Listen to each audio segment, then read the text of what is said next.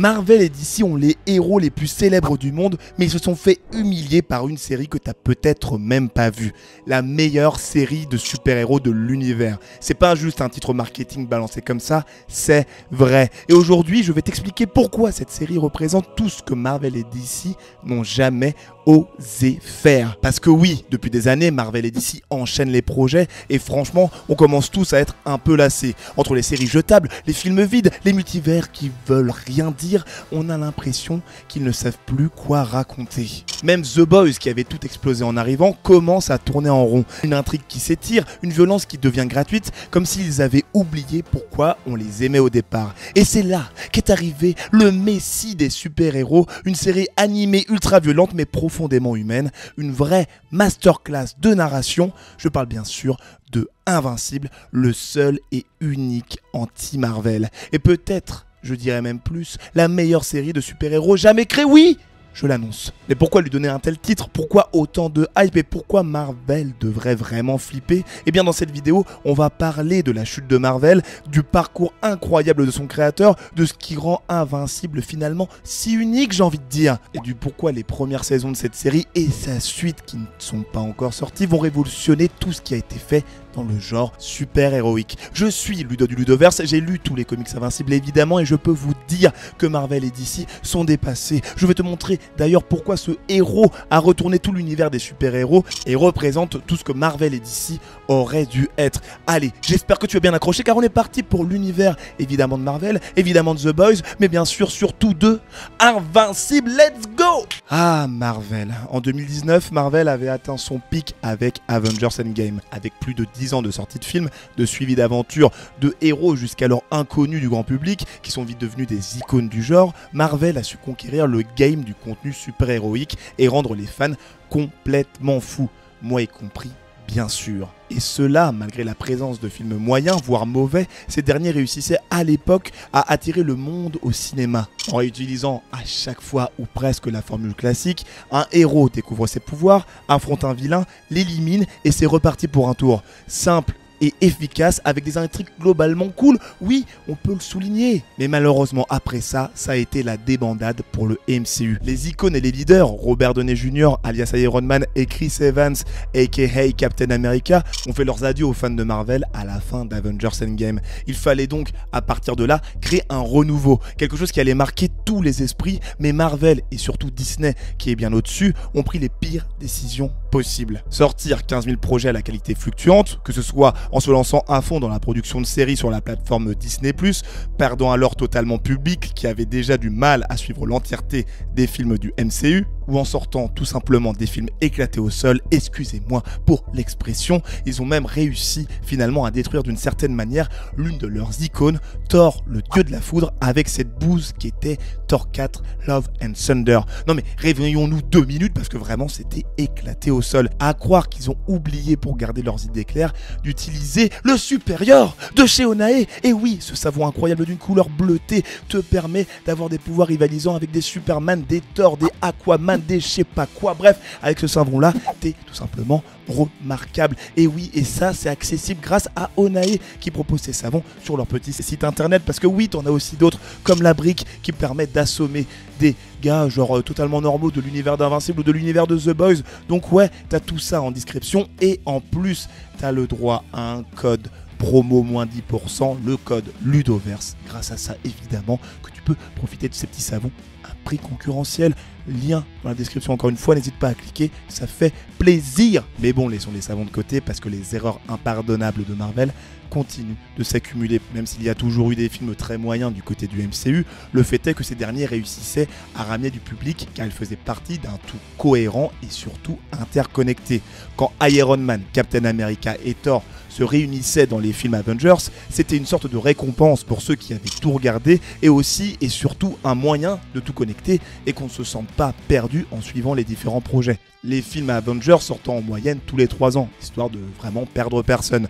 Alors que le Marvel actuel ne propose pour le coup que des projets plus ou moins indépendants, ne donnant pas envie au public d'aller voir chaque film, série ou que sais-je. Et les conséquences vont être rudes, c'est simple, ils ont enchaîné flop sur flop. Ça va faire plus de 7 ans en plus qu'on n'a pas eu de film Avengers et les fans ne prennent plus le temps d'aller voir les films ultra quali que sortent Marvel à cause du fait qu'ils ont détruit leur réputation. Et oui les gars de Marvel, je ne vous pardonnerai jamais parce qu'à cause de vous, les gens ne sont pas allés voir le film Thunderbolts qui, je vous le dis, représente le haut du panier de Marvel et allez le mater parce que c'est une recommandation du Ludoverse. Et c'est donc dans ce contexte terrible pour Marvel qu'est apparu celui que j'ai tendance à appeler le messie des super-héros, Invincible. Pour comprendre vraiment pourquoi la série Invincible est l'anti-Marvel, il faut revenir à l'origine de sa création et surtout à la vision complètement folle de son créateur que vous devez très bien connaître pour l'un de ses autres projets phares, le bien nommé Robert Kirkman. Et vous allez vite comprendre pourquoi ce gars représente à lui seul les termes d'anti-Marvel et d'invincible.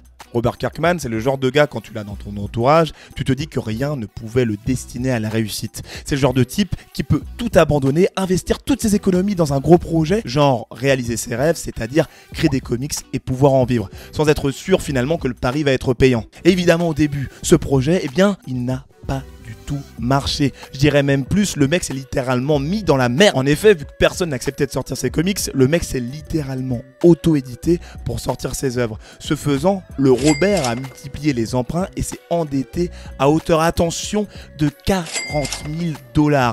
Et le pire, c'est qu'à ce moment-là, il ne faisait à peine 500 $ à l'année. Autant te dire que le calcul est vite fait, il était dans le caca jusqu'au cou. Autant te dire que si t'es là et que tu vois ton pote se mettre autant dans le caca, t'es en mode frérot, arrête tes conneries et va choper un autre boulot, c'est plus possible là. Ce à quoi Kirkman a pensé, bien sûr, mais les rêves sont plus forts que les hommes, l'équipe. Et son rêve remonte à l'époque où il était fan des comics Marvel et surtout d'une autre maison d'édition regroupant des gros noms de chez Marvel, Image Comics. Image Comics qui avait pour particularité de permettre aux artistes de conserver les droits des personnages qu'ils ont créés, à la différence d'un Marvel qui, lorsque tu crées un perso pour eux, le perso finalement ne t'appartient plus. Imagine, t'as créé Spider-Man, et bien dis-toi que tu n'as aucun contrôle créatif sur le futur de ton bébé dans lequel tu as finalement mis toute ton âme. Ça a fait pas mal de polémiques, surtout concernant les adaptations ciné de ces personnages d'ailleurs, mais ça nécessiterait une autre vidéo explicative vis-à-vis de tout ça. Et bien d'ailleurs, n'hésitez pas à me dire dans les commentaires si ça peut vous intéresser, on verra si on traite le sujet ou non. On est ouvert aux propositions ici, n'hésitez pas. Et pour revenir à Image, c'est notamment chez eux que tu retrouves des icônes sombres et matures du monde des comics,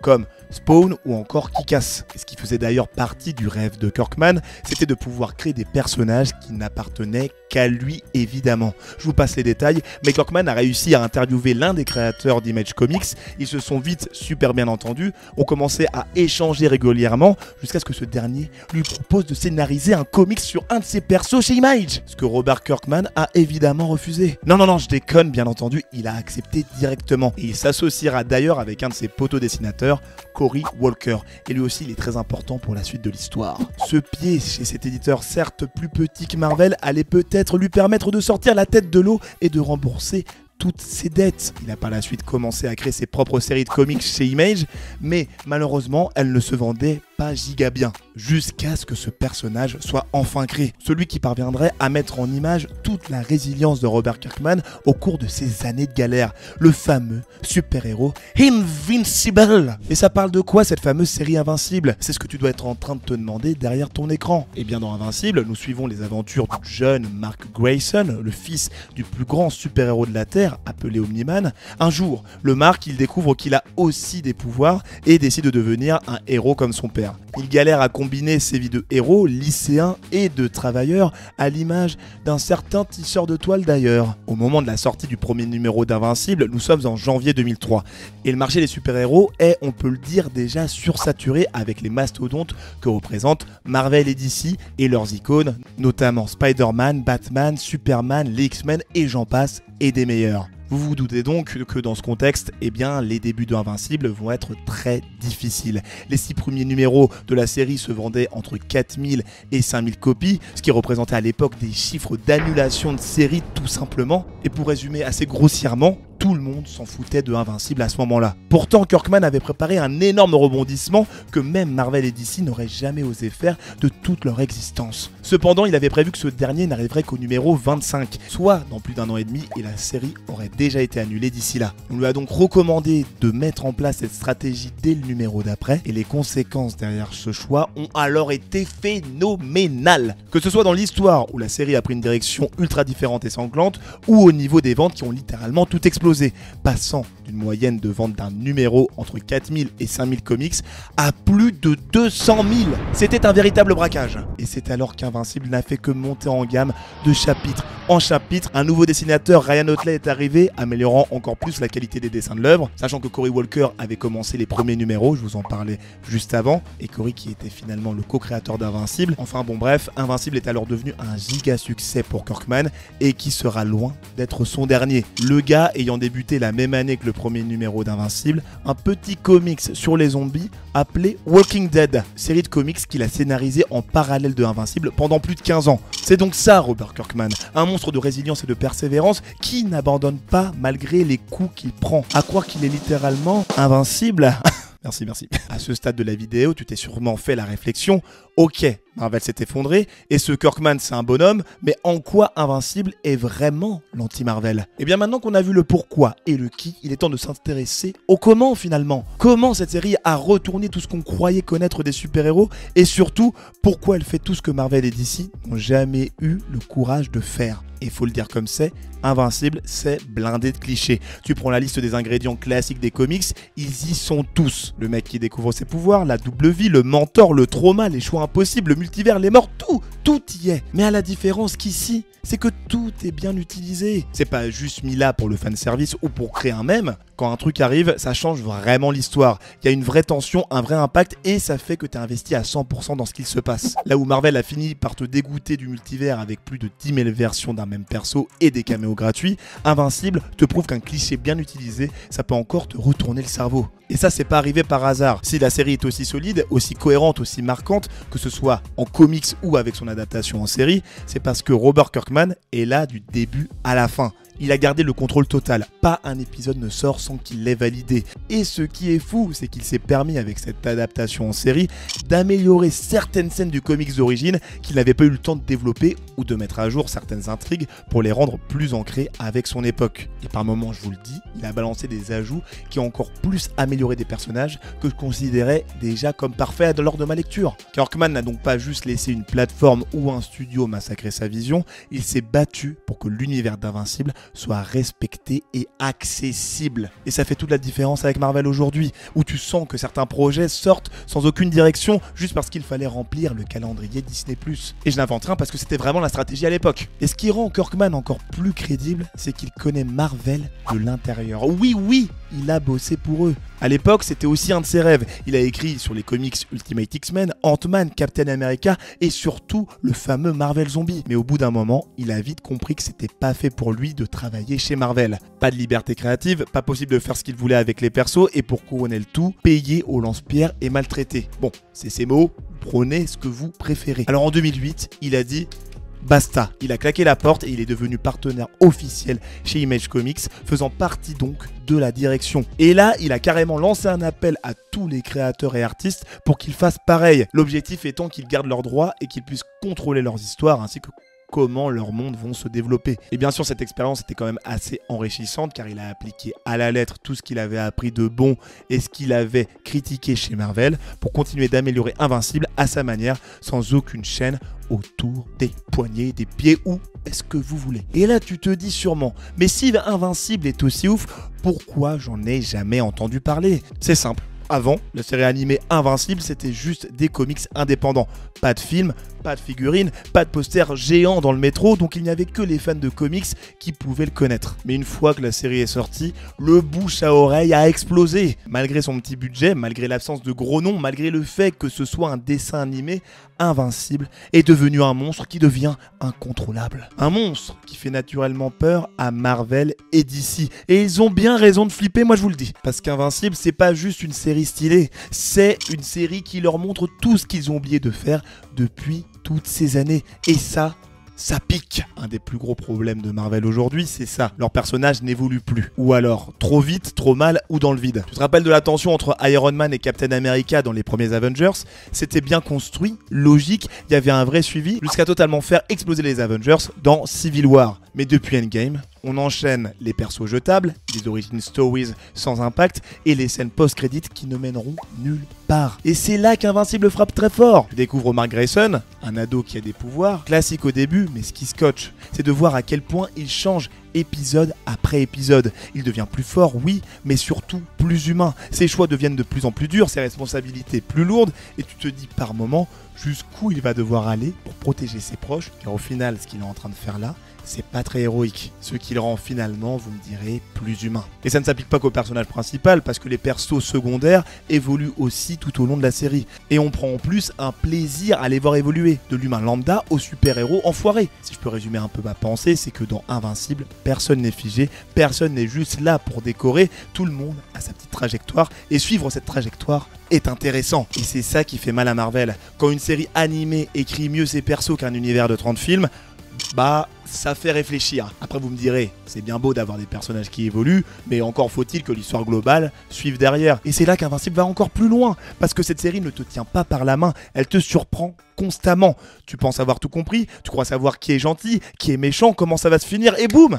Détrompe-toi mon pote. Dès le premier épisode, tu prends une claque, et pas une petite. Un rebondissement qui te laisse la bouche ouverte, et surtout qui change tout ce que tu pensais savoir sur un univers que tu pensais avoir vu et revu. Et ça continue saison après saison. D'ailleurs, t'attends pas à ce que je te spoil dans cette vidéo, je préfère que tu ailles voir la série par toi-même, et si t'as envie de lire les comics comme je l'ai fait, tu as tout l'ordre de lecture dans la description. Donc voilà, t'as des petits liens, je te le dis là. On reprend. Parce qu'ici dans Invincible, les enjeux sont réels. Quand un perso est en danger, tu flippes vraiment pour lui. Et ça vaut même pour Invincible, le perso principal qui se fait littéralement défoncer la gueule continuellement. Et les morts, eh bien quand elles arrivent, elles sont définitives. Pas de retour magique, pas de multivers qui excuse tout. Quand quelqu'un tombe, il ne se relève pas. C'est pas juste un effet de style, c'est une façon de respecter l'histoire et le spectateur. Et surtout, de créer un véritable sentiment d'urgence. Ce truc que Marvel a complètement perdu à force de sortir des films, où à la fin, tu sais que globalement, tous les personnages que tu kiffes,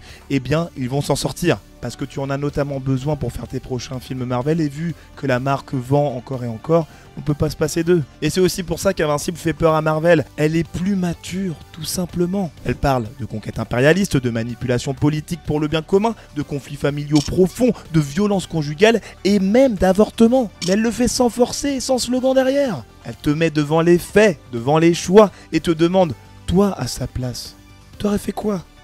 T'aurais fait quoi? Marc, le héros, il n'est jamais parfait.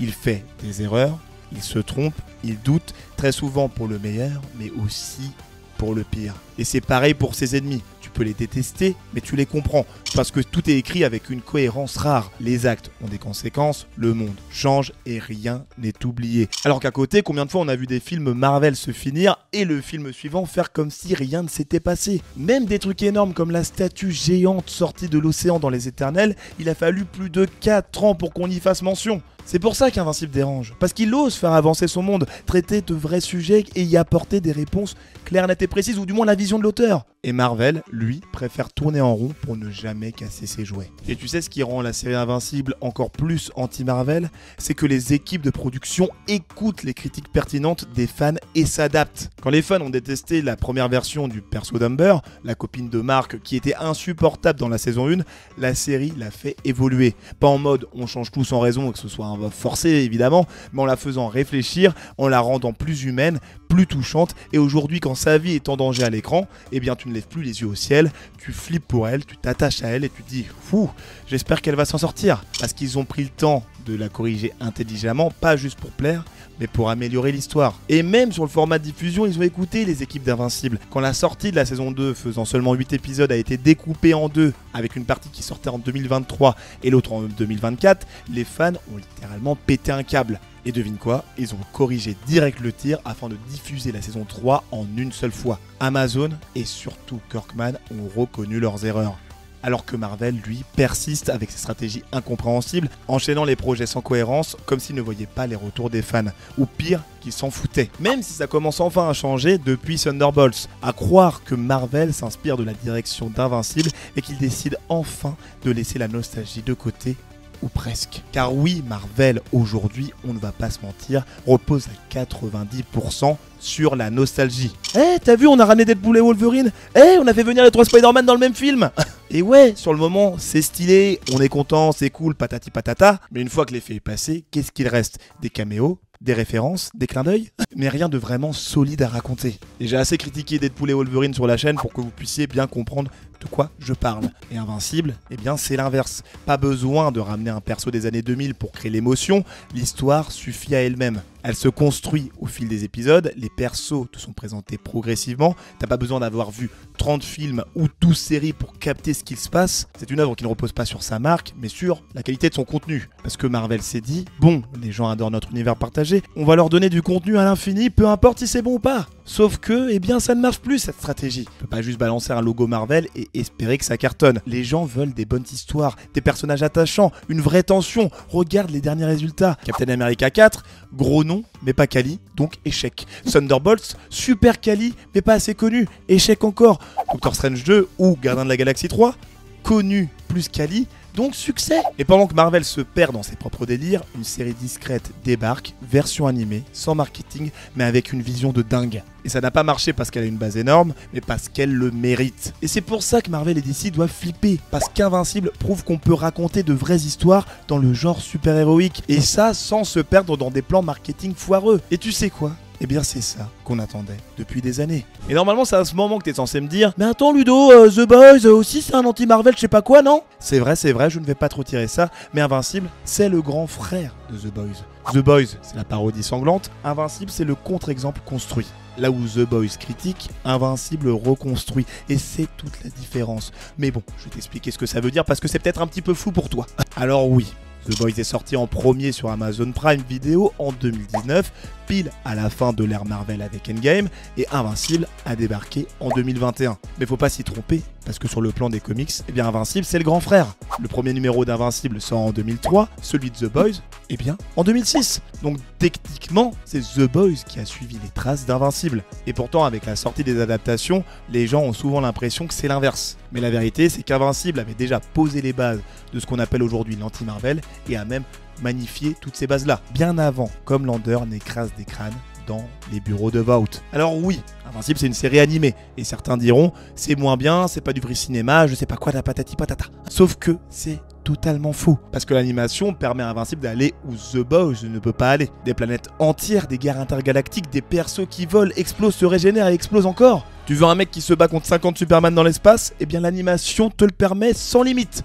Alors que The Boys, malgré tous les moyens qui sont mis dans la série live action, reste enfermé sur Terre avec ses décors qui, à force, commencent à tourner en rond. Et paradoxalement, c'est cette animation qui rend Invincible plus réel dans son univers, plus libre et surtout plus cohérent. Et The Boys, on le sait, c'est une grosse claque satirique. Ça tire à balles réelles sur Marvel, DC, les multinationales, les médias, les réseaux sociaux. Mais parfois, ça va tellement loin que ça ne ressemble plus à une vraie série de super-héros. Les super-pouvoirs dans The Boys, c'est presque un prétexte pour faire passer un message. On suit surtout des humains normaux qui essaient de les faire tomber. Et ça marche, hein, moi je contredis pas ça, mais au bout d'un moment, t'oublies même que c'est une série de super-héros. C'est plus une critique sociale déguisée qu'un vrai récit super-héroïque. Alors qu'Invincible, lui, prend les mêmes sujets que Marvel et DC et les améliore. Il t'offre une vraie mythologie, des codes connus du grand public, mais sans jamais tomber dans le cynisme ou dans la parodie. Il ne se moque pas des super-héros, il te montre ce qu'ils pourraient être si on osait enfin raconter autre chose. Cette différence de ton, cette sincérité dans la manière d'aborder le genre, elle vient aussi d'une chose fondamentale qu'on oublie souvent dans les comparaisons. Le fait que Invincible est fidèle à 99% aux comics. Et c'est un point très important car le comics Invincible est terminé et c'est incroyable. 144 numéros, un début, un milieu, une fin, pas de rallonge, pas de spin-off qui sortent de nulle part, juste une œuvre maîtrisée de bout en bout. Et comme je le disais, Robert Kirkman en profite aussi grâce à l'adaptation de la série pour améliorer les choses qu'il avait faites dans les comics.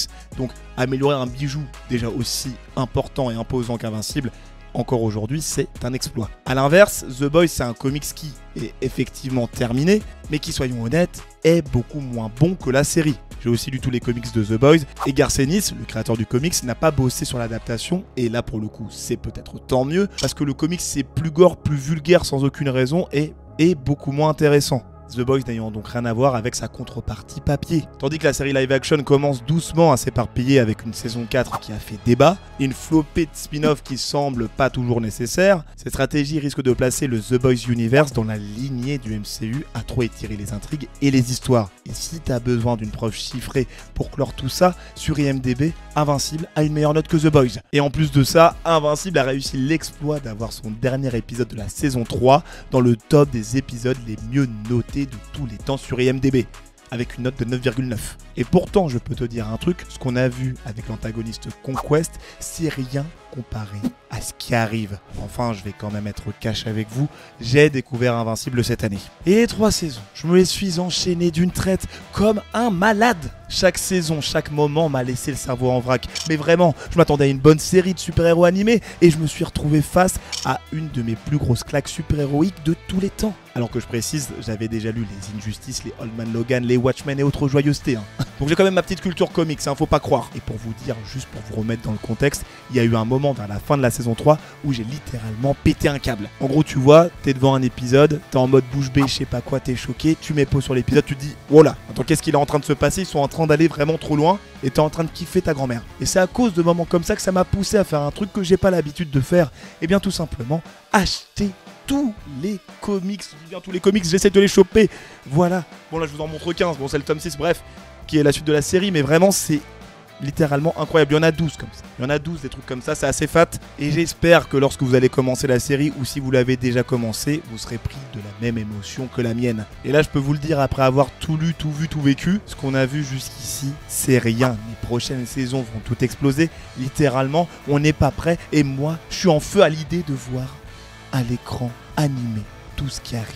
Et c'est pour ça que cette chaîne ne va clairement pas lâcher Invincible. Au contraire, je vais continuer à creuser à fond cet univers en vous proposant toujours plus de vidéos sur ses personnages, ses ennemis, ses enjeux et j'en passe. Mais aussi plus largement sur d'autres univers de super-héros sombres matures qui cassent des codes et surtout les bouches comme on les aime ici. Mais je veux aussi être honnête avec vous, l'adaptation de Invincible n'est pas parfaite. Ouais, elle a des défauts surtout du côté de l'animation, il y a des plans, des scènes, parfois même des épisodes entiers qui pourraient largement être améliorés. Alors comment la série pourrait corriger tout ça? Quel est le problème qui la concerne et comment elle peut devenir donc la vraie série numéro 1 super-héros du monde? Je vous le dis dans cette vidéo, elle est juste ici. C'était Ludo du Ludoverse, abonne-toi, à la prochaine, salut!